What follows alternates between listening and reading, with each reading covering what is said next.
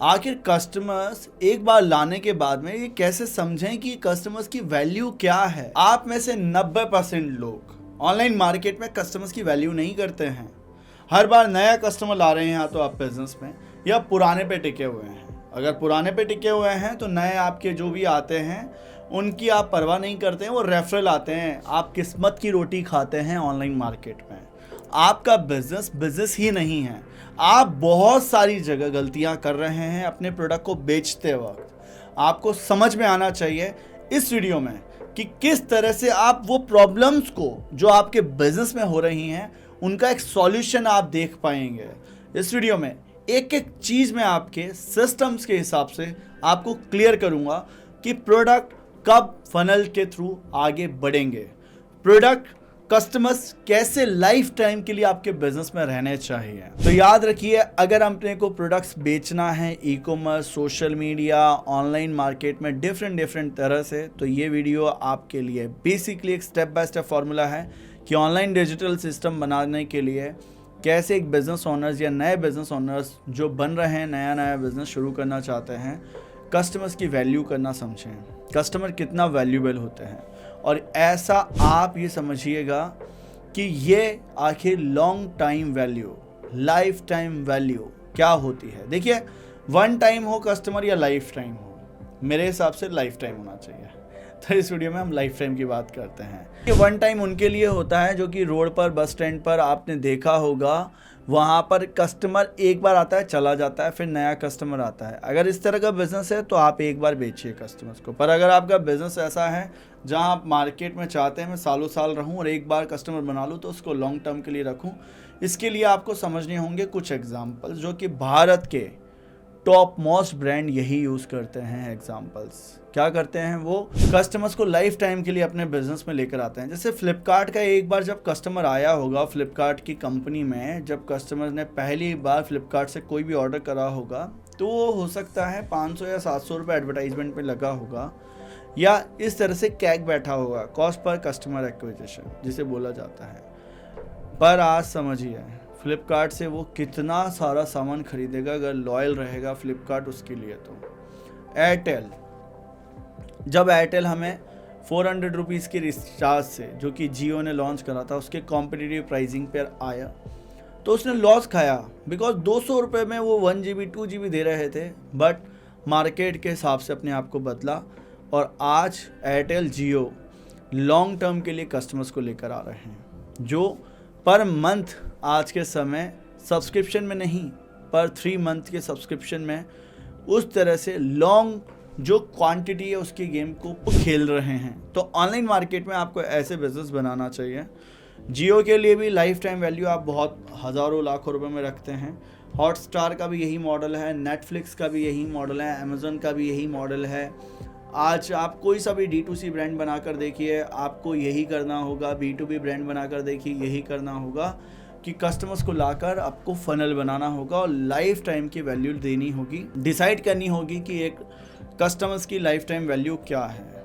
ये आपके माइंडसेट में पहले से फिक्स हो जाना चाहिए। वन टाइम लाइफ टाइम आपके लिए कैसे होने वाला है वो समझिए। देखिए, वन टाइम लाइफ टाइम का मॉडल है कि कोर लाइफ टाइम वैल्यू में 20% जो आपके नॉन प्रॉफिटेबल कस्टमर्स हैं, जो कि आते हैं चले जाते हैं, आते हैं चले जाते हैं, और आप प्रोडक्ट बेचते हैं, सर्विस बेचते हैं, कस्टमर्स को लाते हैं ऑनलाइन मार्केट में, उससे कोई फ़र्क नहीं पड़ता। ये जो टॉप 20% लोग हैं ना, ये आपके बिजनेस के क्या चलाते हैं, खर्चे चलाते हैं। बल्ब ऑन हुआ आपका? कमेंट बॉक्स में जाकर मुझे ज़रूर बताना। ये जब खर्चे चलाते हैं तो इनकी तो वैल्यू कम नहीं हुई, भी डेली एक्सपेंसेस हैं। इसके बाद में जो 60% एक्टिव प्रॉफिटेबल कस्टमर्स जो हैं आपके, ये वो कस्टमर्स हैं जो अगर आपका प्रोडक्ट सर्विस कुछ भी अच्छा लगता है उसको टेस्ट करना चाहते हैं, रिपीट आना चाहते हैं। वो ये कस्टमर्स चाहते हैं कि भाई आपने अगर वैल्यू दी है तो हम आपको ज़रूर एक बार और मौका देंगे। तो ये सेकंड टाइम, थर्ड टाइम तक रिपीट रहते हैं, ज़्यादा टाइम नहीं रहते हैं। यहाँ पर कस्टमर्स का रिपीट तभी मिलता है जब आप में से कई लोग कस्टमर्स को बार बार पिच करते हैं, अपने प्रोडक्ट सर्विस पे काम करते हैं, मार्केटिंग स्ट्रेटेजी बनाते रहते हैं। थर्ड ऑफ जो आपका लाइफ टाइम वैल्यू होगा वो होगा वेरी एक्टिव प्रॉफिटेबल कस्टमर, जो कि आपके डिस्ट्रीब्यूशंस में आ जाते हैं, डीलर बन जाते हैं, फ्रेंचाइजर बन जाते हैं, आपका हाई टिकट परचेस करते हैं, आपसे बड़ी ऑर्डर देते हैं, आपको हमेशा आगे रखते हैं, आपका रेफरल देते हैं। ये आपके लॉयल कस्टमर होते हैं, जिनको बोला जाता है फैंस। समझ पा रहे हैं? ये फ़ैन होते हैं आपके। तो ऑनलाइन बिजनेस इस तरह से बनता है सर, इस तरह से। जहाँ आपको एडवर्टाइजमेंट पे पैसा लगाने में डर लगता है ना, ये नियम याद रख लेना तीनों, कि अपना L1 के फर्स्ट प्रोसेस, L2 के सेकंड प्रोसेस, L3 के थर्ड प्रोसेस में कितने लोग हैं। अगर आपने समझ लिया तो मे बी आपके सामने क्लियर हो जाएगा कि कस्टमर्स कैसे बनाते हैं। मुझे कस्टमर बनाना आता है, और मुझे कस्टमर से भी अगर ज़्यादा बात बोली जाए तो फैंस बनाना आता है, because I love to be build community. Community first priority होनी चाहिए। एप्पल क्या करता है? कम्युनिटी तो यही बेचता है। बोर्ड क्या करता है? कम्युनिटी बेचता है। कम्युनिटी बिल्ड करनी चाहिए आपको भी। Make a funnel, first priority make a funnel. Low ticket आपका कॉस्ट से शुरू होता है फनल का काम। मतलब कि अब आप लाइफ टाइम के लिए कस्टमर्स को कैसे बनाएंगे, उसके लिए आपको कुछ नियमों को समझना होगा। आई होप आपको यहाँ तक ये वीडियो वैल्यूएबल लग रहा होगा। अगर आप अपना कोई भी मैन्युफैक्चरिंग बिजनेस चला रहे हैं, ई कॉमर्स में हैं, सेल्फ एम्प्लॉयड हैं, प्लीज़ आप मेरे वर्कशॉप को ज्वाइन करिए। या ऑलरेडी देख चुके हैं तो समझिए कि कितना कुछ हमने कम्युनिटी में बनाया है आपके लिए। आपको 3 तरह से चलना होगा बिजनेस को बनाने के लिए। पहले आपको अपने बिजनेस में समझना होगा कि जो कस्टमर्स हैं ये 3 लेवल पर आए हैं आपके पास। पहले 3 लेवल पर ही आपकी फनल बनेगी। तो समझिए लो टिकट, यानी कि ये फ्रंट एंड आपका ऑर्डर होना चाहिए, प्रोडक्ट सर्विस कुछ भी आप बेच रहे हैं, एटलीस्ट ई कॉमर्स या आपका कोई भी ब्रांड है, सोशल मीडिया से है, फ्रंट एंड पर छोटा प्रोडक्ट रख दो। छोटा प्रोडक्ट कैसा? जो कि लो कॉस्ट साइज हो, जिसकी प्राइस कम हो, जो प्राइस इफेक्टिव हो, ज़्यादा से ज़्यादा लोग तक रीचेबल हो, जिसको आप 2000 रुपये तक मान सकते हैं। It could be A depend on your business, what ever SKU, what ever service you have, you just put on this. आपको बस ये फॉलो करना है। फ्रंट एंड पे लो कॉस्ट अपना साइज रखना है। सेकेंड होगा मिड एंड। देखो मिड ऑफ द फनल में जब आपका सपोज 100 लोगों ने आपके ऐसे प्रोडक्ट्स बाय कर लिए जो कि छोटे हैं, छोटे साइज के, तो आपके पास में क्वांटिटी आ गई। अभी अब क्वांटिटी आ गई तो आपको ऐसा चाहिए कि भाई मेरा फनल काम करना चाहिए, मेरे प्रोडक्ट खरीदने वाले बहुत से और भी लोग होने चाहिए जो कि आप मुझे प्रॉफिट देकर जाए। मैंने क्या बोला? स्टार्टिंग के 20% तो आपका खर्चा चला रहा है। इसके बाद में अब बड़ा ऑर्डर्स लेंगे वो लोग, रिपीट करेंगे 1-2 बार। आपको ये समझना है ये कितनी बार आपके साथ में रिपीट पर जा रहे हैं। 1, 999, 999, 49, आप कितना ऑर्डर साइज हिट करा सकते हैं या क्या उनकी वैल्यू हो सकती है आपके लिए, ये वैल्यू तक हम जाते हैं मिड एंड में। मिड एंड आपका जो रहता है ये आपका रहता है इस तरह से, जहां आपकी कस्टमर्स की वैल्यू आपकी इतनी आ जाती है। आपको फ्रंट एंड पे ट्रैफिक को लाना है। फ्रंट एंड आपका ऑनलाइन हमेशा ये रहना चाहिए, प्रोडक्ट बेचते वक्त ज़्यादा लोग आपके पास में होने चाहिए जो कि आपका नया प्रोडक्ट परचेस करें, तभी तो आपके पुराने लोग बार बार खरीदेंगे। अब आपका सोचिए हाई टिकट ऑर्डर है जो कि 3rd लेवल पर है, या आप मशीन सप्लायर हैं, कोई हाई टिकट प्रोडक्ट बेचते हैं जिसकी प्राइजेस बहुत हाई है, तो आपका हाई टिकट ऑर्डर साइज बनेगा, हाई टिकट और बैक ऑर्डर रहेगा। तो ये आपको हमेशा फोकस करना है कि यहाँ पर आपके डीलर, हाई टिकट कस्टमर्स, वो या तो आपके टूल्स परचेस करेंगे, छोटे छोटे और प्रोडक्ट्स आप लगाइए, या आपका फ्रेंचाइजी परचेस करने वाले हैं जो पहले लेवल पे छोटा खरीदे, सेकंड पे खरीदे, थर्ड पे खरीदे, फोर्थ पे खरीदे।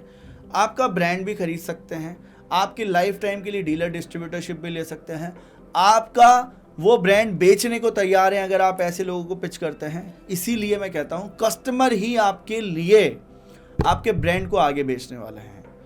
अगर आप ई कॉमर्स से, सोशल मीडिया से, ऑनलाइन वेबसाइट से, सब तरह से बिजनेस करके एक हाई टिकट ऑफ ऑर्डर्स तक पहुंचना चाहते हैं, फॉलो करिए मेरे सिस्टम्स को जो मैं आपको सिखाता हूं। इस तरह से आपके बिजनेस में नेक्स्ट लेवल कस्टमर्स आएंगे। आई होप आप यहां से क्लियर हुए होंगे। पहले लो टिकट बेचना है, फिर मिड, फिर हाई। अगर हाई ही बेच रहे हैं तो आपको अपने छोटे छोटे SKU लगाने हैं, क्योंकि फिर वहां पर और प्रोडक्ट्स का रेंज चाहिए होगा। फिर अगर आपके हाई प्रोडक्ट हैं तो आपको अपना नाम, ब्रांड, ये सब चीज़ें बेचनी है ताकि आप ऑनलाइन मार्केट में कस्टमर्स के लिए लाइफ टाइम वैल्यू रख पाएँ। अब सोचिए, एक एडवर्टाइजमेंट से 300 रुपये का एक कॉस्ट पर एक्विजिशन पर जो कस्टमर आप लेकर आए, उसकी वैल्यू कितनी है आपके बिजनेस में। पर आप वो वैल्यू बनाइए, उनको दीजिए वो वैल्यू। और वैल्यू प्रोडक्ट बेच के नहीं दी जाती है, it's create bye emotions, feelings, intentions. I hope आप समझ पाए होंगे। ये वीडियो इतना ही रहेगा बिकॉज यहाँ और बहुत सारी चीज़ें मैं डिकोड नहीं कर पाऊँगा। अगर आप ज्वाइन करना चाहते हैं मास्टर क्लास को ज्वाइन करिए, फ्री है आपके लिए। ये जो मैं सिस्टम्स आपको सिखा रहा हूँ ये मैंने इम्प्लीमेंट करे हैं, अपने बिजनेस में लगाता हूँ, तभी मैं आपको सिखा रहा हूँ। अगर आप अपना ब्रांड, अपना इकोसिस्टम बनाना चाहते हैं ऑनलाइन मार्केट में, कोई वेबसाइट क्रिएट करने से, छोटा मोटा काम करने से बिज़नेस बिल्ड नहीं होता है ऑनलाइन। आपको सिस्टम्स पर आना होता है। जब सिस्टम्स पर आते हैं तभी आप एक नेक्स्ट लेवल बिजनेस बनाते हैं। तो चलिए दोस्तों, मिलते हैं नेक्स्ट वीडियो में।